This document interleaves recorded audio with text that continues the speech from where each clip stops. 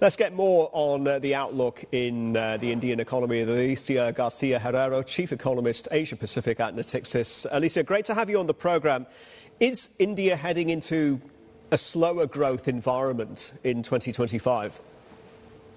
It certainly is, and there's a number of reasons for that. But when we say slower growth, we don't mean like a collapse. We just mean something heading towards 6. 6.4 is our current forecast, could well be 6, which is a slowdown. And it's for an economy that is basically still trying to pull out of poverty lots of people with an income per capita that is still very low, is of course not welcome. It's not a big problem, but it's not welcome. The question is 2026, will it continue to decelerate? So why is India decelerating? First of all, the RBI is putting a little bit the stricting a little bit credit because consumption was very much credit driven, credit cards, etc. So I think they're doing their work, frankly. But the point is this has an impact on growth. Investment is also cooling, exports are cooling. So, the whole economy is cooling nicely, but steadily. And that's where we are now. Alicia, given recent corporate governance issues at the highest level, is FDI, is Prime Minister Modi's entire Make in India philosophy and ethos, is that at risk?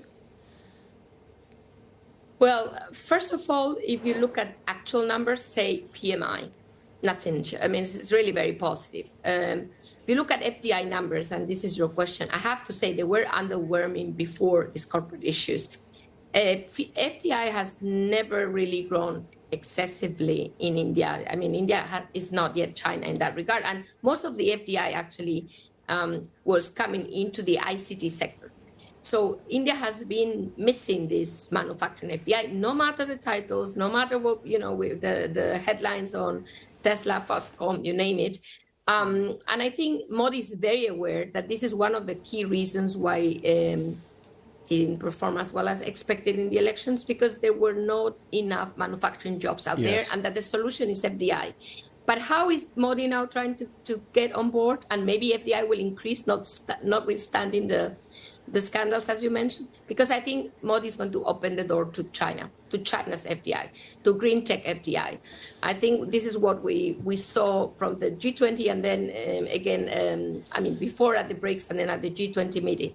India-China relations are going to change, and I think the main reason is India needs manufacturing FDI, and China will provide it.